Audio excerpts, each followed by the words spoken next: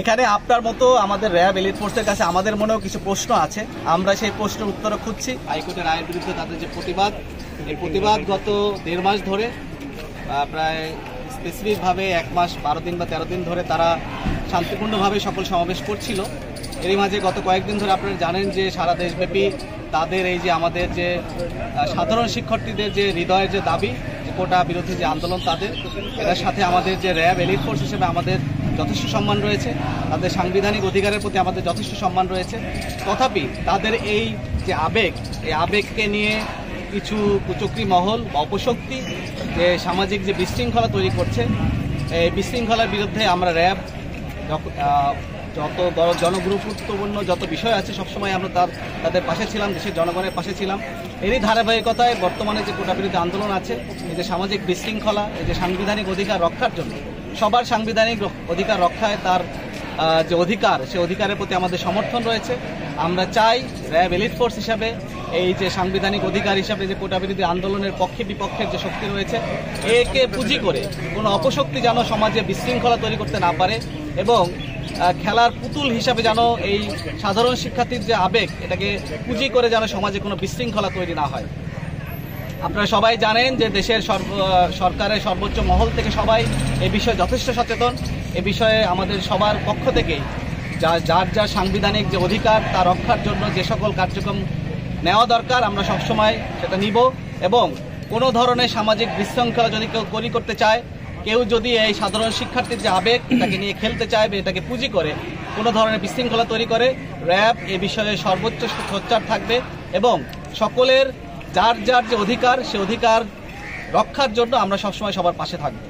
এখানে আমি বলতে চাই যে সাধারণ শিক্ষার্থীদের যে অভিভাবক যারা রয়েছেন, তাদের পিতামাতা যারা রয়েছেন, আপনারা আপনাদের সন্তানদের যে দায়িত্ব বা কর্তব্য বা তাদের যে অধিকার, সেটা রক্ষার জন্য আমরা সবসময় সোচ্চার থাকব।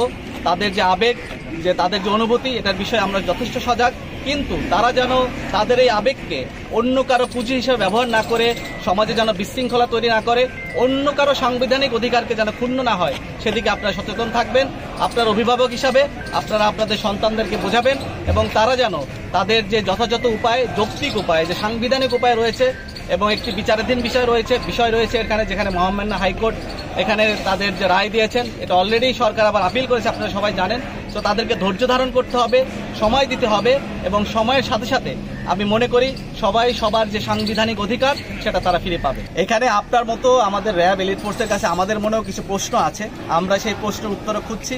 যে এই যে একটা সাধারণ বিষয়, যেখানে সাধারণ শিক্ষার্থীরা তাদের যে সাংবিধানিক অধিকার তাদের আদায়ের লক্ষ্যে তারা কিন্তু খুব সাবধানতার সহিত সমস্ত জায়গায় অবস্থানের মাধ্যমে তাদের কিন্তু দাবিগুলো আমাদের সরকারের কাছে পৌঁছে দিচ্ছিল, কিন্তু হঠাৎ করে কারা এবং কি কারণে এই যে সাংবিধানিক অধিকার রক্ষার যে একটা যৌক্তিক উপায়, এখানে কারা এটাকে পুঁজি করলো এবং কারা তাদেরকে উস্কে দিল। এখানে আমরা জানি যে অনেক প্রাণ ঝরে গেল, 6টা থেকে 7টা মতান্তরে 8টা প্রাণ ঝরে গেল। এটা কার জন্য, কিসের উদ্দেশ্যে, কার উদ্দেশ্যে, কেন এটা করা হলো?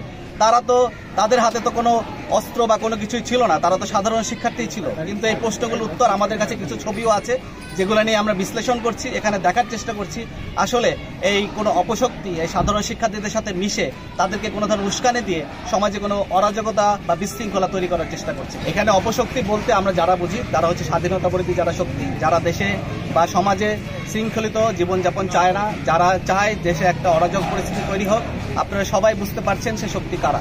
স্বাধীনতা বিরোধী চক্র যারা আছে তারা এই বিষয়ে সোচ্চার, তারা চায় তাদের যে অরাজনৈতিকভাবে বা কাউকে উস্কে দিয়ে বা কারো আবেগকে নিয়ে খেলে তারা যেন তাদের যে উদ্দেশ্য আছে সেটা যেন হাসিল করতে চায়, এবং তারাই এই সাধারণ শিক্ষার্থীদের এই আবেগকে নিয়ে খেলছে, তারাই দেশে অরাজক পরিস্থিতি তৈরি করছে, এবং তারাই চাচ্ছে দেশে একটা বিশৃঙ্খল পরিবেশ তৈরি হোক। কিন্তু র্যাব এলিট ফোর্স হিসেবে আমরা শক্তভাবে বলতে চাই যে আমরা এটা কোনোভাবেই মেনে নিব না, এবং কেউ যদি পরিবেশ বা পরিস্থিতি বা কারো আবেগ নিয়ে খেলে দেশে যদি অরাজক পরিস্থিতি তৈরি করতে চায়, আমরা সেটাকে কঠোর হাতে দমন। এখানে কিন্তু জানায় সাধারণ শিক্ষার্থীদের হাতে কিন্তু কোনো ধরনের কোনো লাঠি সোটা কিছু ছিল না। লাঠি সোটা কোথা থেকে আসতো?